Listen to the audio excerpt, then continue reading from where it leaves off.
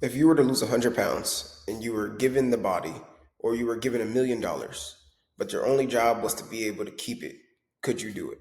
If the answer is no, by the end of this video, you'll know how to keep the body and keep the money if it was given to you. And what I'm about to do is go through a presentation of overcoming and breaking free of the mindset traps and barriers that most people have during weight loss.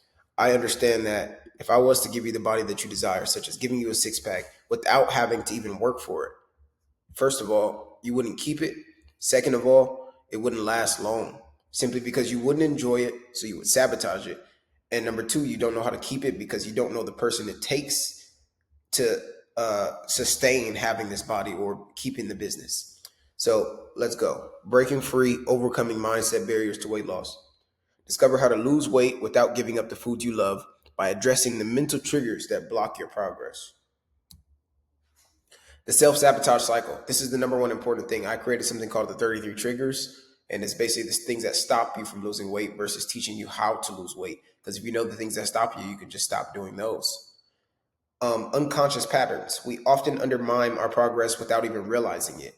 What are some examples of this? If I say I'm sore and then I don't go to the gym for 3 days, that isn't as good as if I just said I'm just going to show up to the gym and do nothing compared to the momentum that you lose, the things that you could have done if you would have went instead, such as a connection that you could have made. Someone doing a workout that's too hard for you, okay, you do half of that workout since you're already sore. If your abs aren't sore, you're doing abs today. You're not stretching right, you're spending this day stretching instead of breaking the pattern of working out consistently or doing this kind of consistent action of like, I'll start tomorrow, I'll start tomorrow, I'll start tomorrow, I'll start Monday, I'll start on the 1st, I'll start this time. Those are ways that you can undermine your progress.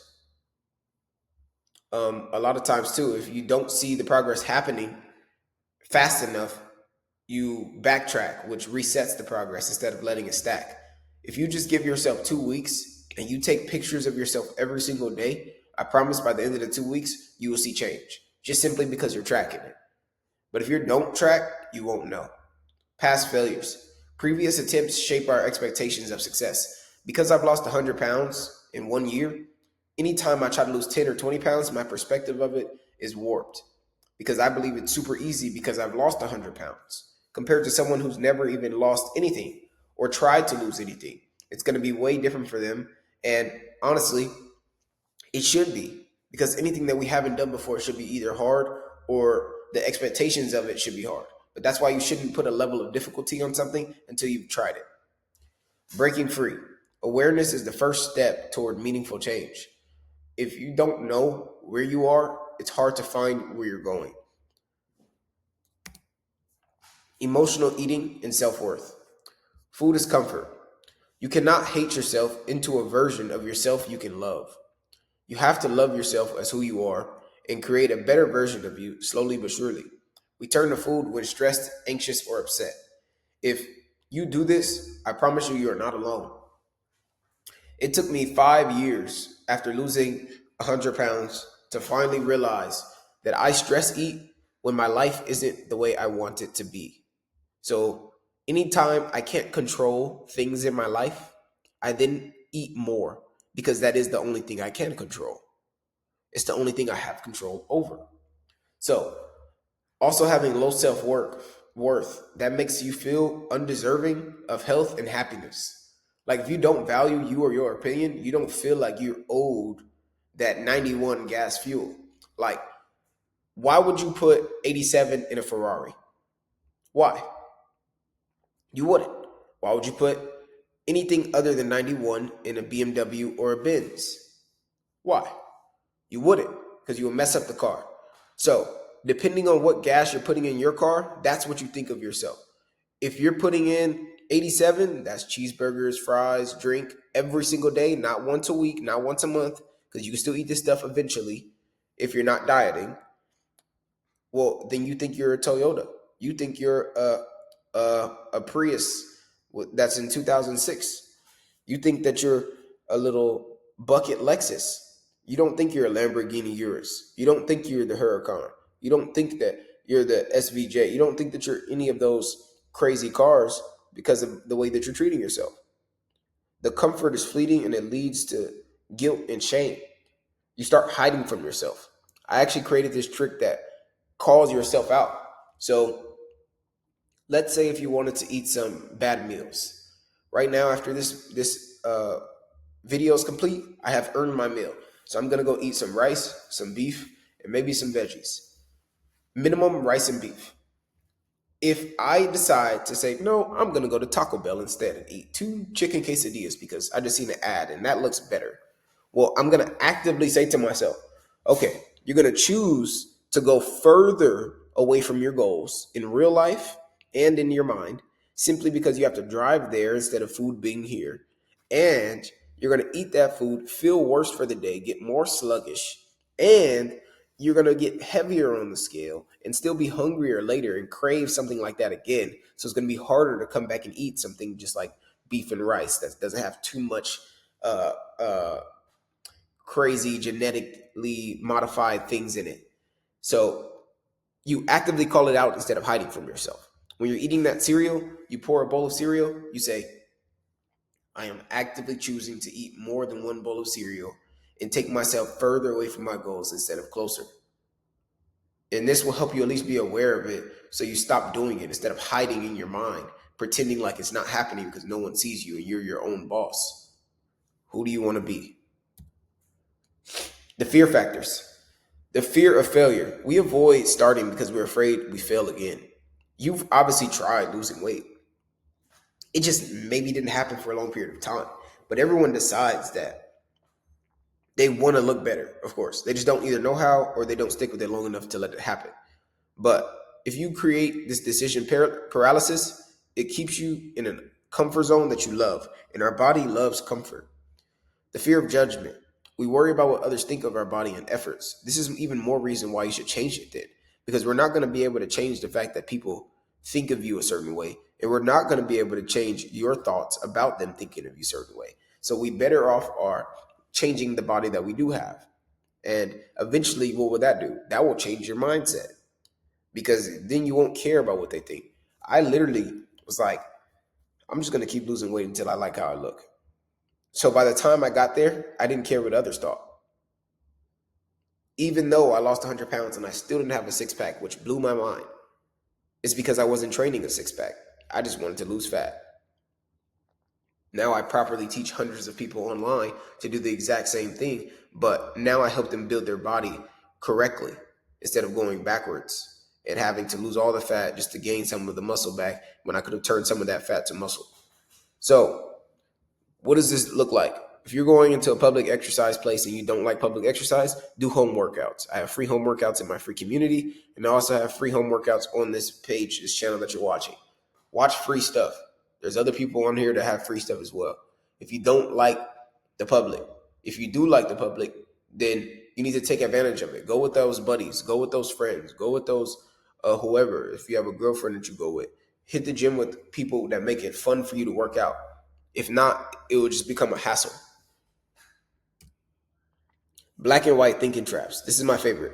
So you need to understand that you have a paradigm that you go through. And the paradigm is just the way you think of life. And you need to understand when you're in each phase and how to catch it and switch it into the closest one possible. So if you're on a perfect day can very easily turn into a small slip. A perfect day also can become a restart cycle. So let's say if today is a perfect day and tomorrow you just slip, you eat one cookie, you didn't plan for that. The next day, you're like, oh my gosh, I broke my diet. Because now it was not just a small cookie, it's now a cake and pizza. And you went out with your friends and you didn't work out, you missed the workout. And it's like you had Starbucks in the morning too. You didn't even track your calories today. You've ruined everything. Why even try? Truthfully, anyone that's doing all that won't think this. But my point is, you start thinking dramatic. Then you start thinking, I'll start over Monday with the perfect plan. Because, like, why would I start with the imperfect plan? I need the most perfect thing. I need the perfect workout, the perfect diet. I got to wait till I get the membership. I got to wait to make sure that it works perfectly for me so it doesn't mess up.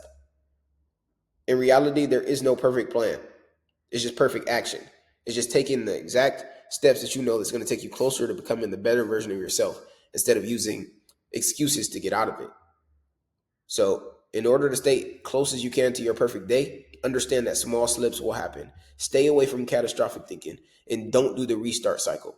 Small slips are okay, not catastrophic thinking and not restart cycles. Only perfect days and small slips. That's the only way you're going to get through your life. You want the cookie, eat the cookie. You want the chips, eat the chips. You want the pizza, eat the pizza.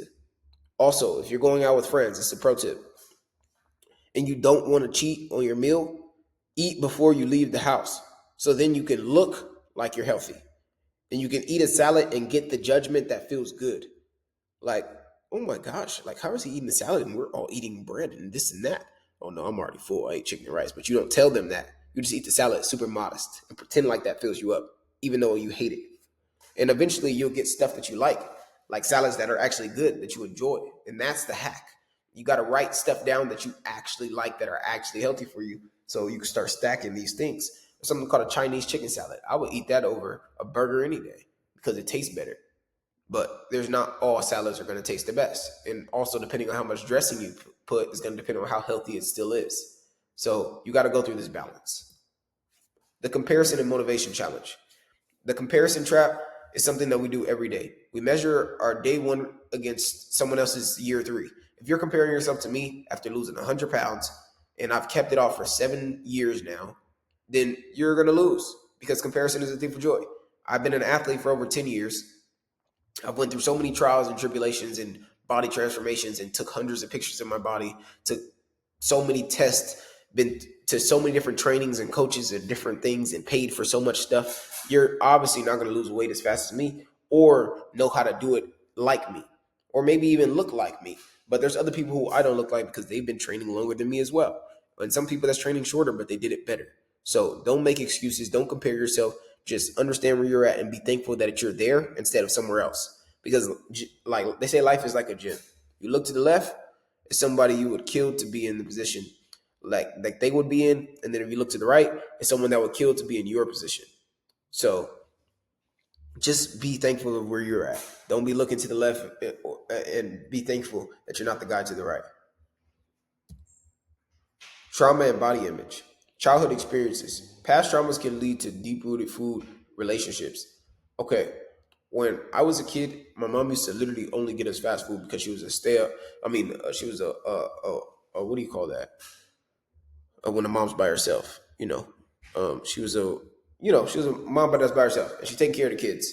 And she was a single mom, and she only had time to get us fast food because she was working. Of course, she has to pay the bills. And man, she would only bring us fast food, but she would bring us the foods that we wanted. Like she would go to two different fast food places if we wanted. That was like our treat kind of thing for being at home all dang day by ourselves and taking care of ourselves and not doing nothing crazy. Um, she would do this, and I would just get used to it. So now, as an adult, now I just eat fast food. Like I crave it. So those things didn't go away. I just have trained my body to not get a burger, fries, and a drink, but to get maybe a lettuce wrap burger and eat some of my wife's fries and still sip on her drink, but not get my own. Things like that. Like still get the taste of it, but don't get the whole bundle and you're getting extra. Now you want the cheese on the fries and then you want the spread. I'm not gonna lie, I still eat this stuff, but it's after losing the weight. You can't have a goal and not sacrifice at the same time. But if you want to know the truth, every single bodybuilder in the world has cheat meals. There is no person in the world who has a great body. I know the most ripped people in the world who hate dieting. Like they literally tell me, bro, I have to eat like crap all week to look like this. I mean, I have to eat so good to look like this. And people don't like living like that. So we look moderate for our bodies. But when people are trying to take these pictures and look all good for the internet, bro, they're not eating Chick-fil-A. They're not. You have to diet if you're trying to look the best that you can. If you want to look just okay, then you can eat what you want and just work out. And when I say eat what you want, you have to eat moderately okay, bro. You cannot just eat cheeseburgers and fries and expect that to shape up okay. Like, let's just use common sense. My point is, you can literally work out and use common sense eating, and I promise you'll lose weight. You do not have to be even tracking. You literally just have to use common sense eating. Okay, I ate 3,000 calories today based off of what I've tracked, based off of like in my head. Okay, I had 500 here, and at least ask the calories that you're going to places if you're not going to track on like an app. Like you don't have to be religious with it, but you do need to know what you're eating because it still is a calories in, calories out game. Like let's not ignore that because I don't want to say too much and ignore the principles that actually work. So I don't want you to be too comfortable because my job isn't to make you comfortable. My job is to help you lose weight. So if you want results, you need to go balls to the walls on calories out and calories in. How many calories are coming in my body and how many calories are going out? Your path forward. You need to be aware. You need to be aware. You need to recognize your specific mental triggers. What happens for you specifically when you go in certain places? If a donut is in the kitchen, how many days can you go without eating it? If you know that it's only 2 days, you need to get rid of the food by day two. If not, tell everyone in your house, like, yo, this will be gone by day two or I'm throwing it away because I can't collapse. And for the people who don't support you and say, wow, you don't have that much self-control, they're not on your team because that is my self-control, eliminating it. Smart people don't give themselves a way to mess up. They just eliminate the way that they would mess up. Comparison. Treat yourself with kindness you'd offer a friend. Do the same thing that you would do for others that you would do for yourself. Give yourself slack, but don't be too lazy. Support yourself. Surround yourself with people who uplift your journey, not knock it down. And take small steps. Focus on consistent habits, not perfect days. Success comes from addressing both the physical and emotional aspects of life. And honestly, this is who you are, and this is who you got to be. Somebody who doesn't aim for consistent days and not perfect days, but someone that doesn't aim for perfect days but consistent days. And it's not always going to be the best. You're not going to always feel your best. Like, but the closest you can get from perfect day away from crash out catastrophic thinking, the better. Don't do reset days, do consistent days. Don't do always perfect days. You can do a small slip up, but it's consistent. It's consistent. What does consistent look like? I hit the gym regardless of how I felt. Yeah, I had a cookie, but I still hit the gym. Like, just do the little things that matter and watch it all stack. If you want help and you want to discover the things that are stopping you from losing weight and you want to reveal these problems on your own, come work with me 101. And you don't have to do anything but book a call. The call is free and you'll get that call. And on that call, we'll explain exactly what you need to get to the next step in your journey. And at the bare minimum, you'll get a free meal plan and workout plan. If not, keep watching these YouTube videos and I'll see you in the next one. Health is wealth.